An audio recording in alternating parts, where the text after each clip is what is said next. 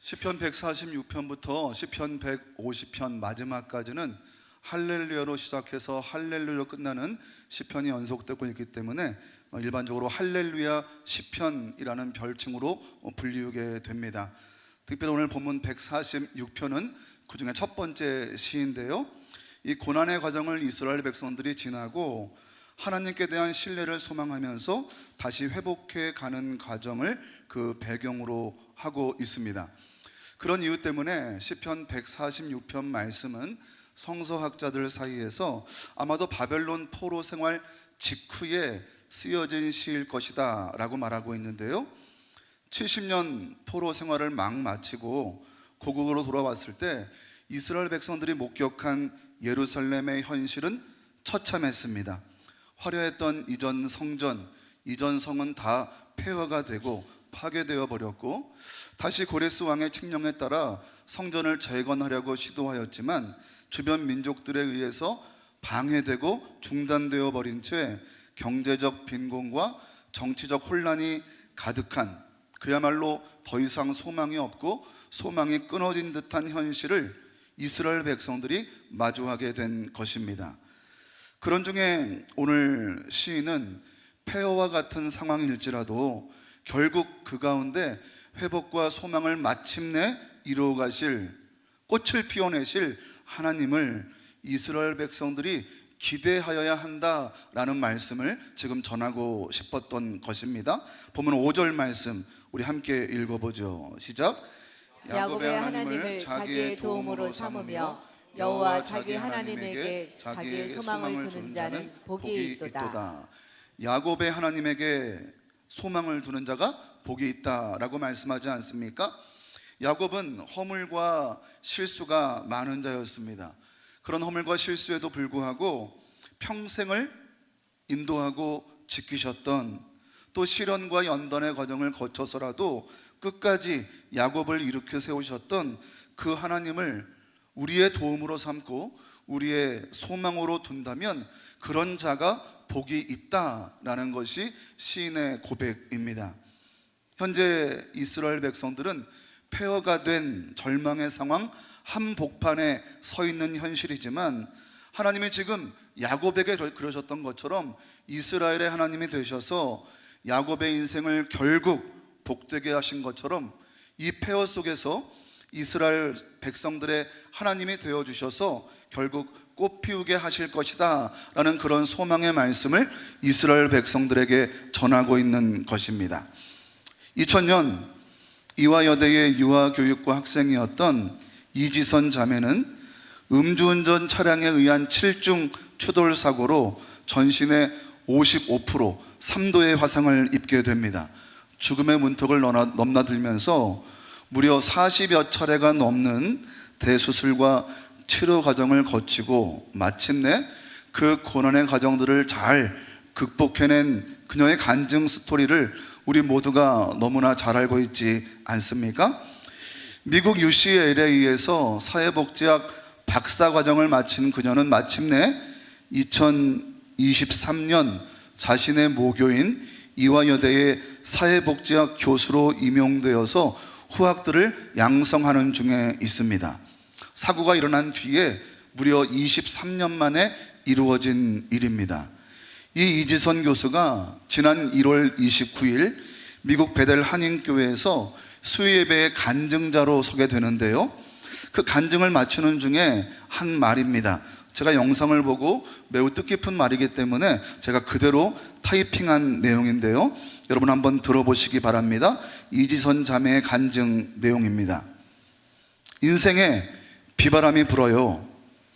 사람 사이의 관계가 달라지기도 하고 경제 상태가 달라지기도 하고 저처럼 모습이 달라지기도 하고 건강 상태가 달라지기도 해요.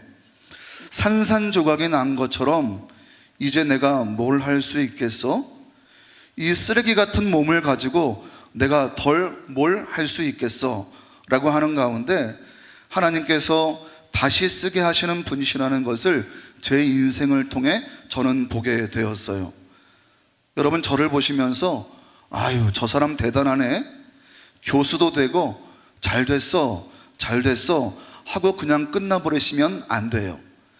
잿더미가 된 그곳에서, 폐허가 된 제 인생에서 꽃을 피우셨던 그 하나님을 보실 수 있기를, 결국 우리가 슬픔 가운데 빠진 자가 아니라 의로운 열매를 맺는 자로 열매 맺는 인생이 되게 하실 것을 기대하면서 여러분, 우리 하나님을 더 많이 만나실 수 있기를 바라요.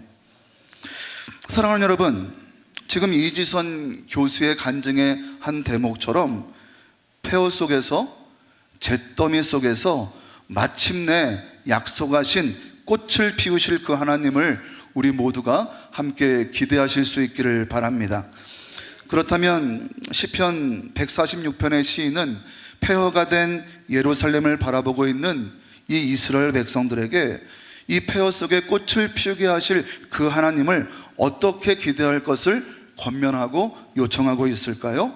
말씀을 나누는 가운데 혹 어그러지고 깨어진 우리 인생의 시기를 경험하고 계시는 분들이 계시다면, 마치 이스라엘 백성들이 폐허 속 예루살렘을 마주대하고 절망과 실망감에 빠진 모습처럼 그렇게 우리 인생의 상황 가운데 절망과 실망의 상황을 맞이하는 분들이 계시다면, 아니 앞으로 그런 때를 혹시나 우리가 맞이하는 경우가 생긴다면, 그럼에도 마침내 다시 꽃을 피우게 하시는 하나님의 그 회복의 은혜를 함께 기대하고 소망하는 가운데 오늘 말씀을 함께 나누실 수 있기를 원합니다. 첫 번째로, 우리가 폐허 속에 꽃을 피우실 그 하나님을 기대한다면 인생을 의지하지 말아야 합니다. 한번 따라해 보십시오. 인생을 의지하지 말아야 합니다. 2절 말씀 함께 읽겠습니다. 나의 생전에 여호와를 찬양하며 나의 평생에 내 하나님을 찬송하리로다. 시인은 이스라엘 백성들에게 무언가 권면을 하고 도전을 하기 전에 자기 스스로를 다짐하고 결단하는 말씀을 고백합니다.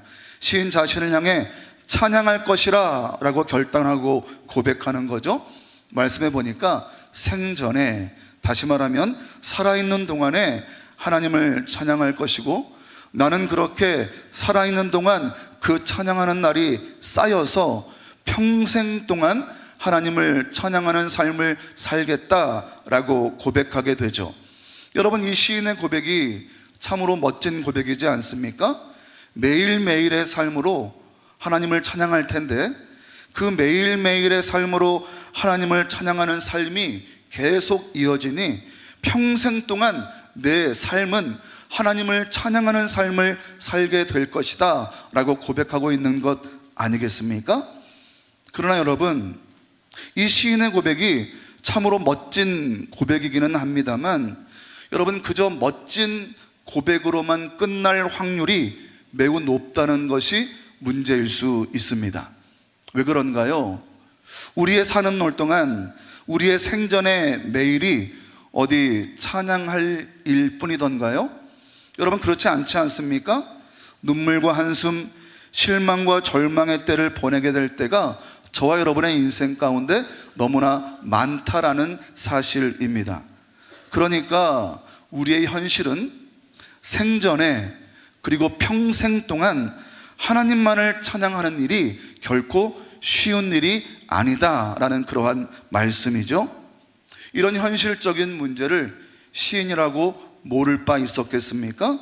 그래서 시인은 이 땅에 소망을 두고 가는 인생이라면, 이 땅에 소망을 두고 살아가는 인생이라면 그 인생이 얼마나 허망한 인생인지를 다시 한번 고백하게 됩니다. 3절 말씀 함께 있습니다. 시작. 귀인들을 의지하지 말며 도울림이 없는 인생도 의지하지 말지니. 앞서 말씀드린 것처럼 지금 이스라엘 백성들은 바벨론 포로에서 막 돌아와서 폐허가 된 예루살렘을 바라보고 있는 상황이었습니다. 그러나 또 한편 이스라엘 백성들 마음 가운데 부담되는 것이 있었는데, 그것은 여전히 이스라엘 백성들이 바사 제국 휘하에 있었다라는 사실입니다. 그들이 지금 예루살렘에 돌아와 있지만 바사의 눈치를 볼 수밖에 없는 상황이었다는 거죠. 바사왕 고레스의 칙령으로 말미암아 지금 현재 예루살렘으로 돌아왔을 뿐 그들이 완전히 자유민된 현실은 아니었다라는 말씀이고, 바사 왕궁에 여전히 예속된 속국 백성의 신분이었다는 사실입니다. 따라서 이스라엘 백성들은 지금 예루살렘 이 땅 안에 서 있지만 바사 왕을 비롯한 바사 위정자들의 눈밖에 나지 않기를, 그리고 그들과 좋은 관계성에 있기를 조심해야 하는 그런 상황이었던 것입니다. 본문의 말씀을 보니까 귀인이라는 표현이 있는데, 이 귀인이라는 말은 영향력 있는 당대의 권력자들을 말합니다. 당연히 속국 이스라엘 백성들의 입장이시라면 자신들의 안정과 안녕을 도모하기 위해서 이 바사의 귀인들과 함께 우호적인 관계 속에 그들을 의지하거나 그들에게 도움을 청하는데 마음을 둘 수밖에 없었을 것입니다. 그런 상황 속에 오늘 본문의 시인은 분명하게 선을 긋고 있는 거예요. 그들은 도울 힘이 없는 인생들이라는 것입니다. 그들은 상황에 따라 얼마든지 자신들의 이권에 따라 얼마든지 권력의 흐름에 따라서 변할 수 있는 사람들이기 때문에 그들을 의지해서는 안 된다라는 그러한 말씀이죠. 지금은 우리에게 우호적이겠지만 언제든지 변덕을 부릴 수 있는 땅의 권세에 마음을 두지 말아야 한다라는 그런 결단이자 고백인 것입니다. 더욱이 현재 이 땅에서 권력과 힘을 누리며 소유한 자들이라도 그들의 한계가 명확하다라는 이 사실에 대해 시인은 잘 알고 있었습니다. 4절 말씀 함께 있습니다. 시작. 그의 호흡이 끊어지면 흙으로 돌아가서 그날에 그의 생각이 소멸하리로다. 지금은 왕성하지만, 지금은 강성하지만, 당대의 가장 큰 권력을 소유하고 있지만 그들에게 호흡이 끊어지면 그만이라는 말씀이죠. 지금은 저들이 우리 눈에 볼 때 원대한 계획을 가지고 있고 위대한 꿈을 꾸고 있고 또 펼쳐나가고 있을지 모르지만 그들의 유한한 생명의 기간 안에서나 그것이 가능한 일이지 결국엔 모두 소멸되어 버리고 말 것이다 라는 그러한 말씀 아니겠습니까? 그래서 시인은 고백하기를 인생을 의지할 수 없다라고 고백하는 거죠. 땅에 매인받은 권력과 힘 그리고 그 흐름에 나의 마음을 빼앗기지 않겠다라는 결단의 표현이었습니다. 여러분, 중국 서원에 가면 진시 황제의 릉이 있지 않습니까?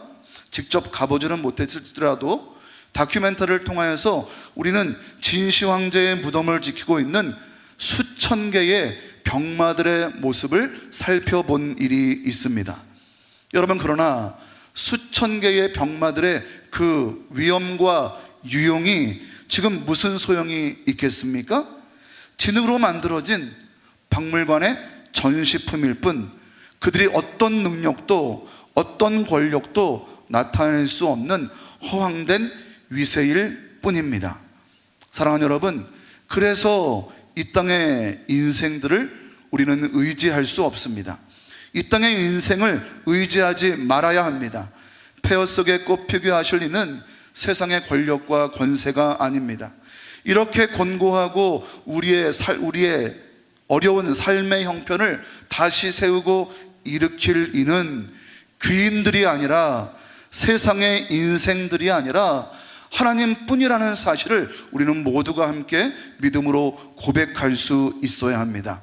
우리의 삶의 여정 가운데 혹시 우리가 마음에 의지하는 귀인들이 있다면, 우리의 어려운 상황 가운데 혹시 우리가 의지하는 세상의 흐름과 권력들이 있다면, 여러분, 잠시의 화려한 일뿐 그 한계가 분명한 세상의 것들이라는 것을 마음 가운데 두시고 그것들을 의지하는 우리의 인생이 아니라 다시 한번 하나님을 바라보며 소망할 수 있는 우리 모두의 모습 될 수 있기를 주님의 이름으로 축복합니다.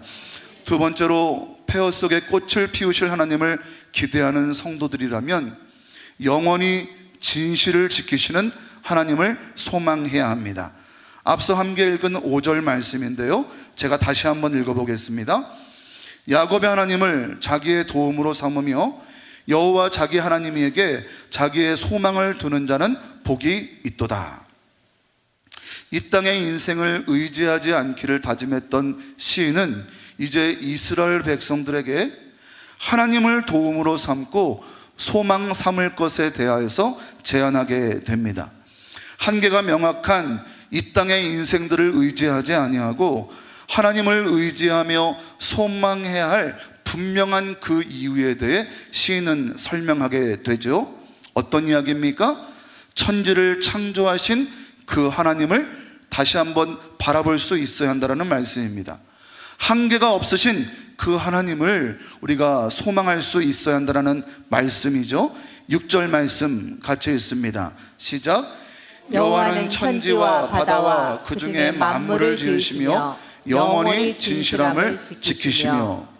하나님은 천지와 바다와 만물을 지으신 분이십니다. 창조주 되시는 하나님은 이 땅의 인생들을 포함한 모든 만물들을 다스리시는 분이시고 복의 주도권을 가지고 계신 분이십니다. 그래서 창조 이야기가 나왔으니 창세기의 창조 기사를 읽다 보면 하나님이 그들에게 복을 주시며 이르시되 생육하고 번성하여 땅에 충만하라 라는 말씀들이 여러 번 반복되어지게 되는데, 이 하나님께서 그들에게 복을 주신다 할 때에 이 복은 히브리어 바라크라는 단어입니다. 그런데 이 바라크라는 단어에는요, 복이라는 의미와 함께 또 한 가지 의미가 내포되어 있는데, 그 의미는 무릎을 꿇다라는 의미란 말이죠. 그러니까 창세기에서 태초에 아담과 하와에게 또 많은 피조물들에게 하나님께서 복을 주신다라는 구절은요, 단순히 하나님께서 복을 위에서 내려주신다라는 의미가 아니라 마치 사람에게 몸을 숙이고 무릎을 굽히셔서 사람 눈높이에 함께 계신 그 하나님께서 복을 건네주신다라는 그런 의미란 말이죠. 지난 주간 우리 김주선 형제와 지우정 권찰 아들 태양이가 폐렴에 걸려서 병원에 입원하게 되었는데, 제가 이 병원 신방을 가서 보니까 이 태양이가 보통 부자반 게 아니에요. 이 엎드려 있는 태양인데 온 방바닥을 다 훑고 다닙니다. 문제는 무엇이냐면 링겔을 꽂은 거예요. 그러니까 엄마 아빠가 이 링겔이 빠지지 않도록 계속 태양이를 돌보고 있는데, 제가 발견한 장면이 있어요. 엄마 아빠가 이 태양이를 돌보기 위해서 태양의 눈높이에 맞추어서 무릎을 꿇고 태양이를 돌보더란 말이죠. 여러분, 바로 그러한 모습이 바라크라는 거예요. 사랑하는 아이의 눈높이에 맞추어서 아이를 정성껏 돌보아 주듯이 하나님이 그렇게 피조물인 우리들을 돌보시고 복을 주신다라고 약속하고 계신 거예요. 우리의 일상에 함께 동행하시고 우리의 일상에 함께 참여하시고 우리의 아픔과 눈물에 함께 동조하시면서 하나님은 무릎을 꿇고 우리의 눈높이에 맞추어 만물을 지으신 그 하나님이 복을 주시겠다라고 약속하셨더라는 이 말씀을 지금 시인은 하고 싶었던 것입니다. 그래서 6절의 말씀에 만물을 지으신 그 하나님이, 복을 주실 그 하나님이 지금도 영원한 진실함을 가지시고 그 복 주실 것을 우리에게 지켜주실 분이라는 사실을 이스라엘 백성들에게 표현하고 있는 것입니다. 약속대로 우리를 굽어 살펴보시는 하나님이 지금도 여전히 약속하신 대로 진실하게 변함없이 이 폐허 가운데 있는 이스라엘 백성들의 인생을 돌보고 계신다라는 말씀 아니겠습니까? 사랑하는 여러분, 폐허가 된 예루살렘의 한복판에 서 있는 시인, 그리고 폐허가 된 예루살렘의 한복판에 서 있는 이스라엘 백성들의 입장이 되어서 이 말씀을 한번 묵상해 보시겠습니까? 눈앞의 현실은 답이 없는 현실과도 같습니다. 다시 성전을 세우기 시작하려는 계획도 어려운 일이었지만 사마리아 사람들의 방해로 성전 공사의 진척이 더 이상 이루어지지 못하는 답답한 현실 때문에 지금 이스라엘 백성들의 입장은 엄청난 좌절감과 절망 가운데 빠질 수밖에 없는 그런 현실이지 않았겠습니까? 그런 상황 속에 있는 이스라엘 백성들에게 이 시인은 스스로를 먼저 다독이며 다짐하고 이제는 이스라엘 백성들을 향하여서 이렇게 선포하는 거예요. 여러분, 복을 주시리라 약속하신 창조의 그 하나님을 다시 한번 기억하고 우리가 묵상할 수 있어야 합니다. 연약한 인생들에게 무릎을 꿇은 채로 우리의 눈높이에서 복을 더하여 주실 그 하나님의 도우심이 과거에도 있었고 지금도 있었고 그리고 영원히 있게 될 것을 여러분 믿으셔야 합니다 라고 이 시인이 이스라엘 백성들을 향하여서 선포하고 있다는 말씀이죠. 영원토록 진실함을 지키시는 그 하나님이시기에 인생들이 하나님을 도움으로 삼고 하나님을 소망으로 삼는 것이 마땅하다라고 말씀하고 있는 거예요.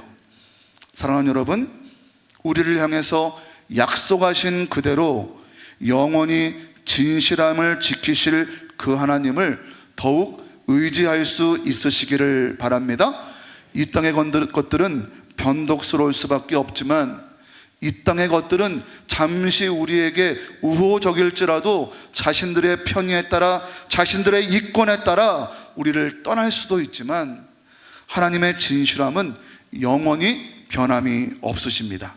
이 시간 영원하신 하나님의 진실하심을 우리의 인생의 도우심으로 삼고 소망할 수 있는 저와 여러분 우리 모두의 모습이 되실 수 있기를 주님의 이름으로 축복합니다. 마지막 세 번째로 폐허 속에 꽃을 피우실 하나님을 기대한다면 우리 모두 의인의 길을 걸어가야 합니다. 한번 따라해 보시죠. 의인의 길을 걸어가야 합니다. 여러분, 영원히 진실하신 하나님은 연약한 인생들을 돌보아 주시는 분입니다. 지금 연약함 가운데 놓여있는 시인, 지금 연약함 가운데 남아있는 이스라엘 백성들, 그 모습 가운데 하나님이 진실하신 하나님이 도우신다라는 것을 지금 시인이 말씀하고 있는 것 아니겠습니까? 사회적 약자의 신분의 모습으로 지금 폐허의 땅 위에 서 있는 이스라엘 백성들에게 하나님은 연약한 인생들을 돌보아 주시는 분입니다 라고 시인이 권면하고 있는 거예요. 그래서 그들은 귀인들과 인생들, 땅의 모든 것들을 의지해서도 안 되고 의지할 수도 없었습니다. 지금 오늘 말씀의 시인의 제안처럼 하나님을 도움으로 삼고 하나님께 소망을 두는 것 외에는 길이 없었다라는 말씀입니다. 그렇게 약자의 신분으로 하나님을 기대해야 했을 그들에게 시인은 또다시 큰 소망의 메시지를 전달하게 되는데요, 7절 말씀을 제가 읽습니다. 억눌린 사람들을 위해 정의로 심판하시며 줄인 자들에게 먹을 것을 주시는 이시로다. 여호와께서는 갇힌 자들에게 자유를 주시는도다.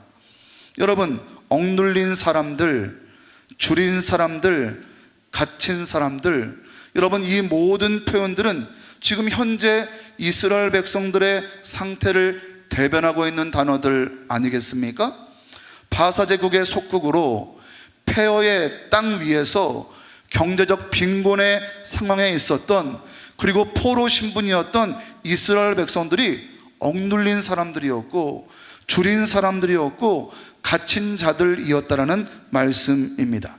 그런데 시인이 무엇라고 표현합니까? 바로 그런 자들에게 하나님께서 자유를 주실 것이다 라고 말씀하고 있으니, 여러분, 시인의 말을 들은 이스라엘 백성들에게 얼마나 큰 소망과 위로의 메시지였겠습니까? 뿐만 아닙니다. 우리 8절 말씀 함께 읽습니다. 시작. 여호와께서 맹인들의 눈을 여시며 여호와께서 비굴한 자들을 일으키시며 여호와께서 의인들을 사랑하시며, 맹인들의 눈을 뜨게 하시고 비굴한 자들을 일으키게 하신다라고 말씀하시죠. 비굴한 자들은 누구를 말합니까? 염려, 근심, 고통으로 인하여서 그 마음이 눌리고 구부러진 자들을 가리킵니다. 어쩌면 저와 여러분의 모습을 상징하는 단어일 수 있습니다. 비굴하여서 염려하고 근심하고 고통 가운데 마음이 눌려있는 모든 자들을 말씀하고 있다는 거죠. 그런데 성경은 맹인이든 비굴한 자들이든 모든 것이 지금 이스라엘 백성들의 어려운 처지를 빗댄 표현인데, 그들이 비록 지금은 절망적인 현실을 마주 대하고 있는 것 같지만 그럼에도 소망이 있으니 그것은 하나님이 의인들을 사랑하고 계신다라는 말씀이었습니다. 한번 따라해 보시죠. 여호와께서 의인을 사랑하시며, 여호와께서는 의인들을 사랑하신다라고 말씀하시죠. 사랑하는 여러분, 성경을 읽다 보면 하나님은 하나님의 보호가 더 필요한 억눌린 자, 갇힌 자, 가난한 자, 과부, 고아, 병든 자 등 사회적 약자들을 특별히 더 사랑하시는 분이다라는 사실을 알 수 있습니다. 왜 그렇습니까? 그들은 사회적 시스템으로부터 현재 보호받지 못하고 있던 자들이었단 말이죠. 그런데 오해하지 말아야 할 부분이 있습니다. 여러분, 사회적 약자라는 신분적 자격으로 그들이 하나님의 사랑을 받고 있는 것이 아니다라는 그러한 말씀입니다. 그들이 사회적 약자의 신분이지만 그래서 하나님밖에 의지할 분이 없습니다 라고 하나님의 도우심을 필요로 할 때, 그때의 하나님의 사랑이 그들 가운데 임하게 되는 것입니다. 다시 말하면 자신의 한계를 인정하고 하나님을 구할 때 귀인들을 의지하는 것이 아니라, 인생들을 의지하는 것이 아니라 내 인생에 의지할 분, 내 인생의 소망과 도움 되실 분은 하나님밖에 없다고, 그렇게 하나님을 구할 때 하나님이 사랑으로 일하기 시작하신다는 말씀입니다. 그래서 시인은 여호와께서 의인을 사랑하신다라고 말씀하시지 않습니까? 의인은 누구인가요? 하나님을 구하는 자들입니다. 의인은 내 인생의 도움과 소망이 하나님밖에 없다라고 고백할 수 있는 자들이고, 그래서 하나님을 갈망하고 하나님을 의지하는 자들입니다. 하나님의 도우심을 힘입는 인생들을 의인이라고 표현한단 말이죠. 그렇다면 반대로 악인들은 어떤 결국을 맞이하게 될까요? 9절 말씀 함께 읽습니다. 시작. 여호와께서 나그네들을 돌보시며 고아와 과부를 붙드시고 악인들의 길은 굽게 하시는도다. 여러분, 마찬가지입니다. 나그네, 고아, 과부, 사회적 약자들입니다. 하나님의 보호가 더 필요한 자들입니다. 그런 자들을 기본적으로 하나님은 사랑할 준비를 하고 계신다는 거예요. 하지만 그들이 악인이라면, 다시 반복하여 말씀드립니다.